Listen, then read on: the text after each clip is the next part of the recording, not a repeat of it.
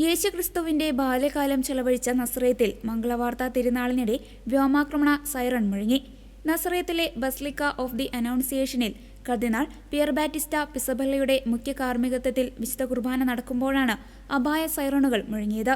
തിരുകർമ്മങ്ങളുടെ ഭാഗമായി കർദിനാൾ വചന സന്ദേശം നൽകിക്കൊണ്ടിരിക്കുന്ന സമയത്താണ് സൈറൺ മുഴങ്ങിയത്. ഇസ്രായേലും ഇറാനും തമ്മിലുള്ള പ്രാദേശിക സംഘർഷങ്ങളെ തുടർന്ന് മേഖലയിൽ അതീവ ജാഗ്രത നിലനിൽക്കുന്ന സാഹചര്യത്തിലായിരുന്നു ഈ സംഭവം. സൈറൺ മുഴങ്ങിയതോടെ കർദിനാൾ തന്റെ പ്രസംഗം അല്പനേരത്തേക്ക് നിർത്തിവെച്ചു. എന്നാൽ കർദിനാളോ പള്ളിയിലുണ്ടായിരുന്ന വിശ്വാസികളോ പരിഭ്രാന്തരായി പുറത്തേക്ക് ഓടിയില്ല. സൈറൺ മുഴങ്ങിക്കൊണ്ടിരുന്ന സമയത്ത് തന്നെ കർദിനാളിന്റെ പ്രസംഗത്തിന്റെ അറബിക് പരിഭാഷ വായിച്ചു തീർത്തു. സൈറൺ നിലച്ചതോടെ കർദിനാൾ പിസബല്ല യാതൊരു തടസ്സവുമില്ലാതെ തന്റെ വചന സന്ദേശം തുടരുകയും ചെയ്തു.